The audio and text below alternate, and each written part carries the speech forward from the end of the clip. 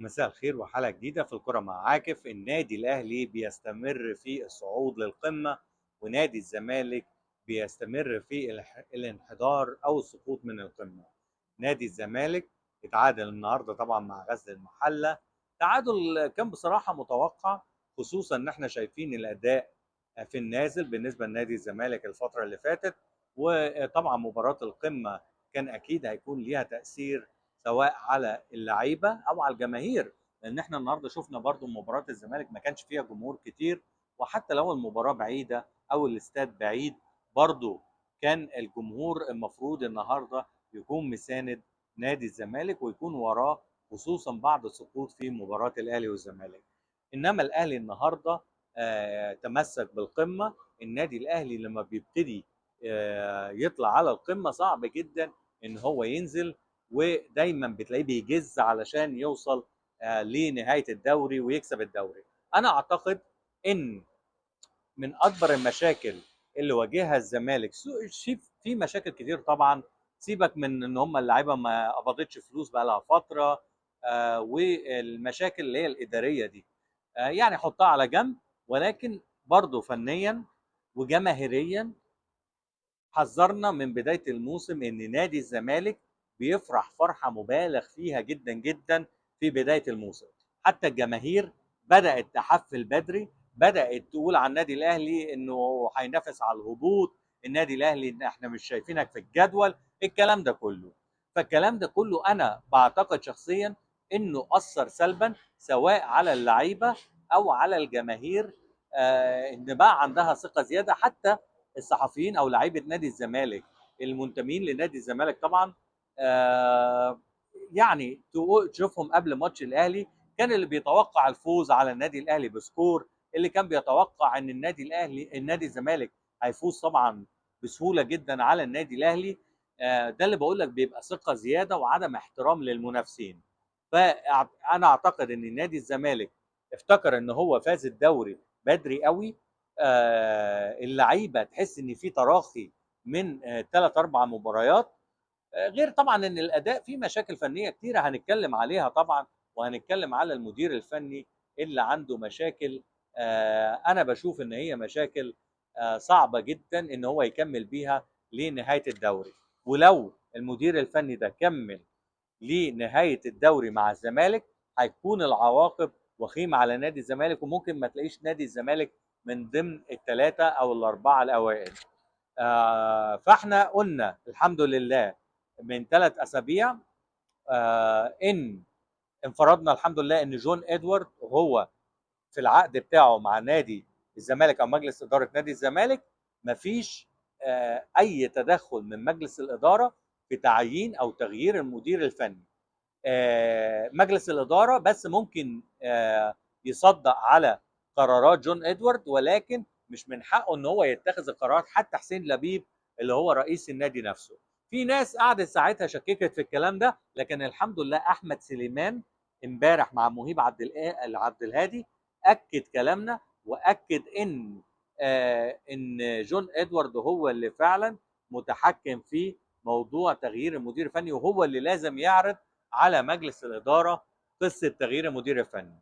اذا القصه دي منتهيه. لو جون ادوارد مش عايز يغير المدير الفني يبقى مش هيبقى فيه تغيير مدير فني الفتره اللي جايه. انما لو جون ادوارد حب يغير المدير الفني دلوقتي حالا اكيد هيغير المدير الفني. وانا بلوم على مجلس اداره نادي الزمالك ان هو حتى في الاتفاق اللي عمله مع جون ادوارد ما حطش ليه نسبه معينه انه ليه تدخل او ان هو يتحكم في اي جزء من قصه اداره فريق الكوره في نادي الزمالك. طبعا لان هم كانوا تحت ضغط في نقطه ضعف، ان كان الرجال الاعمال اللي هم مدعمين وجود جون ادوارد اللي بيدفعوا فلوس كانوا مهددين اداره نادي الزمالك ان هم مش هيدفعوا فلوس لو ما عملوش الاتفاق ده مع جون ادوارد. فالكلام اللي حصل ده اللي احنا شفناه بقى طبعا دلوقتي بيثار في الاعلام في اخر يومين ثلاثه. ولكن الاداء طبعا غازي المحله بيلعب باسلوب دفاعي اللي احنا عارفينه طبعا، اسلوب علاء عبد العال، وبيركز على الهجمه المرتده اللي جه منها الجون. زي ما شفنا اتخطفت من مدافعين نادي الزمالك من نص الملعب. ودي بقى حاجه غريبه جدا، ان يكون عندك لعيب معاه الكوره في التلت الثاني من الملعب وقريب من نص الملعب، وتتخطف منه وما يبقاش فيه اي تغطيه وراه، ويبقى الملعب مكشوف بالطريقه دي. طبعا طريقه غريبه جدا. لو في مثلا هقول لك، لو الهجمه المرتده دي بادئه من كورنر مثلا كان لنادي الزمالك وتردد بالشكل ده، هقول ماشي ممكن. لكن ان الكره تتخطف منك في نص ملعبك وما يبقاش في تنظيم دفاعي بالشكل ده، حاجه غريبه جدا. وانا شايف ان في ناس كتيره بتلقي اللوم على حسام عبد المجيد، ولكن انا شايف ان مفيش تفاهم ما بين الاثنين السيرد باك وبرضه البنتايك. انا بشوف ان بنتايك عنده اخطاء كتيره جدا، ولو الزمالك لعب فتوح اعتقد مع الوقت هيبقى احسن من وجود بنتايك. انا شايف ان بنتايك واخد مكان محترف. يعني طبعا جمهور الزمالك ومجلس ادارته ليهم الحق ان هم بيحبوا مثلا لاعب او ما يحبوهوش، ولكن انا رايي الفني في بنتايك ان عنده كل مباراه غلطه كبيره، يا اما ضربه جزاء، يا اما كره بتتخطف منه، يا اما حد بيعدي منه بسهوله، كره بتتلعب من وراه، ما عندوش التغطيه العكسيه كويسه، فبيعمل كوارث في خط دفاع نادي الزمالك. غير ان هو كان الاول ما جه نادي الزمالك الموسم اللي فات كان بيعمل مسانده هجوميه، ولكن الفتره اللي فاتت دي تحس انه حتى ما بقاش يعمل المسانده الهجوميه دي. فلازم المدير الفني لنادي الزمالك يغير في تشكيل نادي الزمالك علشان يقدر يعني يقدر ينافس الفرق اللي بتلعبه. ولكن انا بشوف ان المدير الفني ده ضعيف جدا، ما بيعرفش يقرا المباراه خالص. في ناس بتقول لك طالما كوتش مثلا في التدريبات يبقى هيبقى كويس في المباريات. لا، دي حاجه ملهاش اي علاقه بقرايه الماتش، ملهاش اي علاقه بالتغييرات اللي بتعملها خلال اللقاء. المدير الفني لما بيبقى قاعد على الخط غيرك انت بتتفرج مثلا في التلفزيون، فانت شايف الناس اللي معاها كوره والكلام ده كله، لكن المدير الفني قاعد على الدكه لازم يبقى شايف الملعب كله، لازم يبقى شايف اللعيبه بتتحرك ازاي، ويبقى قاري الملعب والفرقه اللي قدامك كمان، ما يبقاش قاعد سرحان زيه زي المشاهد. انا بحس ان المدير الفني بتاع نادي الزمالك مش عايش في المباراه اساسا، وتغييراته كلها غلط.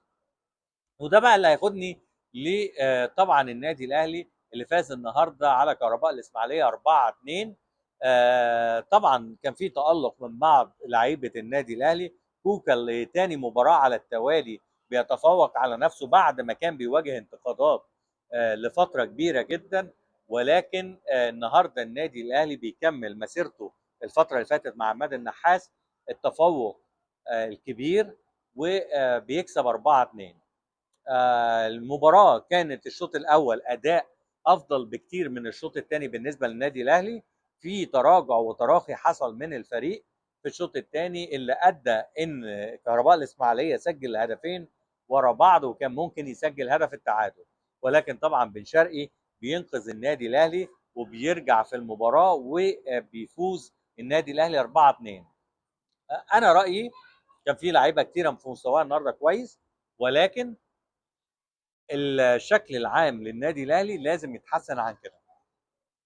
كابتن عماد النحاس او المدير الفني الاجنبي اللي هيجي الفتره اللي جايه لازم يحط ايديه على الاخطاء اللي بتحصل التنظيميه جوه الملعب، لان انا بحس ان مفيش تفاهم او ترابط ما بين خطوط الاهلي والتحولات اللي بتحصل ما بين الدفاع والهجوم. فان شاء الله يحصل بقى الفتره اللي جايه فتره اعداد تانية، لان فتره ريبيرو دي انا بعتبرها فتره جحيم. فتره الاعداد بتاعته كل اللعيبه عماله تتصاب، كل اللعيبه مش قادره تقف على رجليها بعد المباراه او في الشوط الثاني من المباراه بسبب فتره الاعداد السيئه بتاعه ريبيرو. انا حذرت قبل كده 100 مره مجلس اداره النادي الاهلي، ولما كان عماد النحاس مدرب العام ومحمد يوسف كان مدير رياضي، حذرت ان الناس لازم تاخد بالها ان الراجل ده بيدرب غلط، الراجل ده بيحط احمال غلط على اللعيبه، والنادي الاهلي هو اللي بيدفع الثمن دلوقتي في اصابه لعيبه كتيره جوه النادي الاهلي، اخرهم النهارده حسين الشحات وياسر ابراهيم. ان شاء الله يكونوا سلام ويقدروا يلعبوا بقى الماتشات الجايه، خصوصا ان حسين الشحات بينضم لمنتخب مصر الثاني اللي هيلعب في البطوله العربيه. فبالتوفيق للنادي الاهلي ان شاء الله الفتره اللي جايه. نادي الزمالك بدا يفقد نقاط كتيره، فلازم يلم نفسه بسرعه، ولكن انا اعتقد ان هيبقى صعب الفتره الجايه. بالعكس المشاكل بتزيد جوه نادي الزمالك. دلوقتي بقينا نسمع اصوات سواء لعيبه زملكاويه او ناس كانت جوه اداره نادي الزمالك قبل كده بتنتقد جون ادوارد، بتنتقد الفتره دي وعدم تدخل مجلس اداره نادي الزمالك. طبعا بيراميدز لسه عنده ماتشات مؤجله، هيكون بينافس الاهلي على المقدمه. اعتقد ان نادي الزمالك هتكون فرصته صعبه الفتره الجايه ان هو ينافس الاهلي وبيراميدز على المقدمه. هروح بقى للكابتن احمد سليمان اللي كان طالع مع مهيب عبد الهادي. وطبعا مهيب عبد الهادي من نوعيه المذيعين اللي بيحب يستفز الضيوف علشان يقعدوا يخبطوا في بعض، ويخبطوا ده يخبط في نادي الزمالك وده يخبط في النادي الاهلي علشان يجيب مشاهدات. طبعا في بعض الناس اللي بتحب الكلام ده، علشان كده هو مهيب بيتعمد الاسلوب بتاعه. بس نروح على كابتن احمد سليمان. مهما انت حد استفزك ومهما حد خلاك تقول كلام مش على مزاجك، ما ينفعش تطلع تقول ان النادي الاهلي شفنا فضايح الفتره اللي فاتت بتحصل فيه، وشفنا لعيبه بتنزل بيانات والكلام ده كله اللي احنا عمرنا ما كنا بنشوفه في النادي الاهلي. طب لو انت يا كابتن احمد شايف ان لاعب ينزل بيان يعتذر فيه للجمهور دي فضيحه للنادي الاهلي، بتسمي ايه بقى رأس شيكوبانزا او الفيديو بتاعه بعد مباراه الاهلي والزمالك وبعد هزيمه نادي الزمالك، وهو منزل فيديو بيرقص فيه بعد هزيمه نادي الزمالك؟ اتمنى اعرف رايك. ده فضيحه انت بتسميه، طالما انت بتسمي الاعتذار فضيحه، بتسمي الرقص اللي نزله شيكابانزا ايه على الصفحه بتاعته بعد هزيمه نادي الزمالك؟ فاتمنى من المسؤولين، خصوصا ان انت لما تبقى مسؤول سواء في النادي الاهلي او النادي الزمالك وتطلع كضيف، انا بشوف ان انت بتقلل من البوزيشن بتاعك. ما ينفعش تطلع تقول انا بتكلم هنا كمحلل، انا هنا مش احمد سليمان عضو مجلس الاداره، انا هنا كمحلل. طبعا انت بتقلل من البوزيشن بتاعك جوه نادي الزمالك وبتقلل من مركزك لما تطلع محلل. سيد عبد الحفيظ اول ما دخل مجلس اداره النادي الاهلي او الترشيحات بتاع القائمه بتاعت الكابتن محمود الخطيب، على طول اعتذر لقناه ام بي سي وفك الارتباط مع قناه ام بي سي، لان ما ينفعش ان انت تبقى عضو مجلس اداره وتطلع ضيف في برنامج، علشان كده بتطلع تقول كلام غلط وتطلع تغلط في المنافس زي ما حصل من احمد سليمان ضد النادي الاهلي. يعني اعتقد ان الكابتن احمد سليمان لازم يعتذر بعد التصريح اللي قاله، يا اما يقول لنا اسمعنا شيكوبانزا دخل قائمه نادي الزمالك قدام المحله بعد الفيديو الفضيحه اللي نزله بعد مباراه الاهلي والزمالك. هنروح بقى لاسلام جاهل اللي بيعمل برنامج البريمو، وبيجيب رضا عبد العال معاه مجدي طلبه ومحمود ابو الدهب علشان يحللوا مباريات. طبعا انت لو راجل مثلا دارس مثلا كوره، دارس اعلام، فتقعد تتفرج على البرامج دي يجي لك ذهول ازاي الحاجات دي بتطلع على الشاشه وازاي البرامج دي بتطلع على الشاشه. ولكن ده اعلام مأجور، اعلام. وانا لما اقول اعلام مأجور دي مش شتيمه، هو فعلا اعلام مأجور. واحد منتج طبعا زملكاوي بينتج البرنامج ومأجر الهوا، فيجيب لك بقى ناس ولا عندهم موهبه ولا عندهم دراسه ولا اصلا معاهم شهادات تقدر تأهلهم ان هم يكونوا في البوزيشن ده، ولكن احنا متعودين على الكلام ده كله. فيسيب تحليل المباراه فنيا بتاعه الاهلي والزمالك ويمسك في حركه حسين الشحات، وازاي حسين الشحات ما يتعاقبش ولازم حسين الشحات يتعدم على الحركه اللي عملها للاعب البرازيلي. طبعا الناس بتقول كده. حسين الشحات بالرغم ان هو نزل تكذيب للحركه دي، ولكن الاعلامي اللي هو المفروض يكون محايد والمفروض ان هو بيعرض وجهه النظر دي ويعرض وجهه النظر الثانيه او التكذيب اللي نزله حسين الشحات للموضوع ده، طبعا بيتجاهل البيان اللي نزله حسين الشحات وبياخد بيان اللاعب البرازيلي بس، طبعا لان ده اعلام موجه واحنا عارفين الكلام ده كله. نروح بقى للنقطه الثانيه، ان هو يتجاهل حركه في نفس المباراه نفسها، حركه دونجا اللي طلع فيها لسانه ويقول لك ان احنا مش هندخل في نوايا ولا حاجه. يعني انت دخلت في نوايا حسين الشحات، ولكن هو مش متاكد دونجا عمل الحركه دي لمين وايه قصده من الحركه؟ يا سلام، الحركه الصريحه اللي واحد بيطلع لسانه للجمهور دي ما دخلش في نواياه، ولكن الحركه اللي عملها حسين الشحات بايديه دخل في نواياه، وحسين الشحات لازم ياخد اعدام علشان عمل الحركه دي. طبعا اعلام متعودين عليه. المرات القليله ان انا بتفق فيها مع الكابتن جمال عبد الحميد اللي طلع حكم على تجربه جون ادوارد، وقال لو نادي الزمالك ما كسبش بطوله في نهايه الموسم او ما طلعش في المركز الاول او الثاني في الدوري العام هتبقى تجربه جون ادوارد فاشله، وانا بتفق معاه.